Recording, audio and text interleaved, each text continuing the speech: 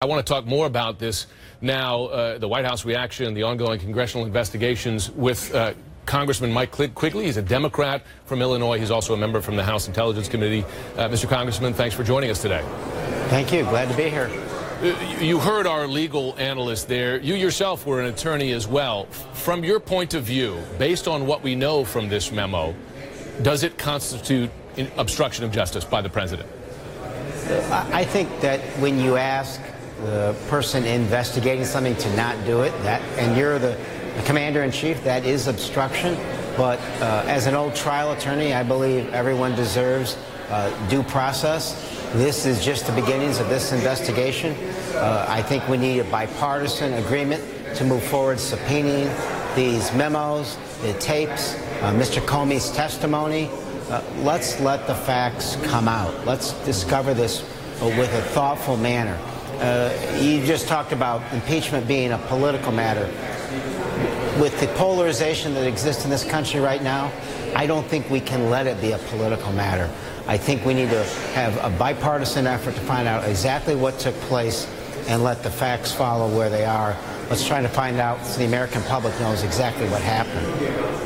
As you know, some of your Democratic colleagues in the House have discussed the possibility of impeachment, even called for it. Do you believe it's too early to discuss that option? Sure, I think it's too early, but I think it's not too early for the Republicans to jump on board and understand that we need an independent 9/11 type commission analyzing this. We need an independent prosecutor.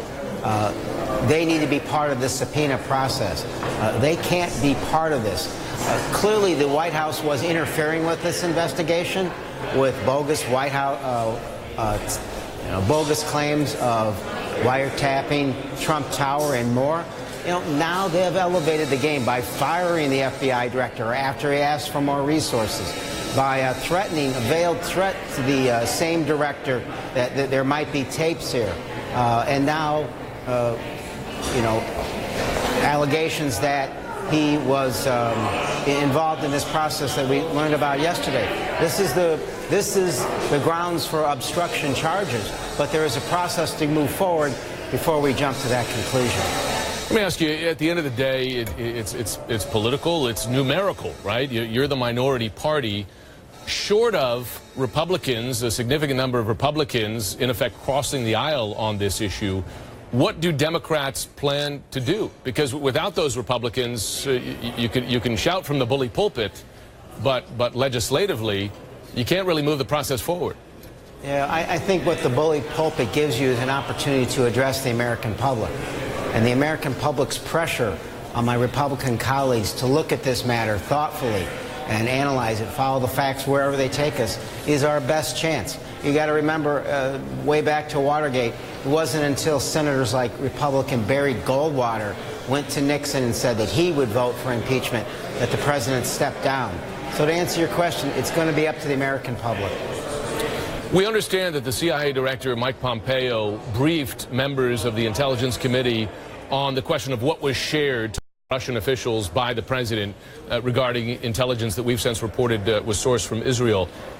Have your concerns been allayed about what the president shared and what that sharing put at risk? I can't talk about what Mr. Pompeo discussed with us. My concerns about what the president shared isn't just that we might have revealed sources and tactics. What's more important to me right now is the fact that we aren't kept safe just by the United States intelligence community. We're kept safe by the collaboration that exists between the U.S. intelligence community and our allies. And if they can't trust our commander-in-chief with keeping those secrets safe, I'm not sure they're going to want to share anything with us, and indeed, we will be less safe. Congressman Mike Quigley, thanks very much for joining us today.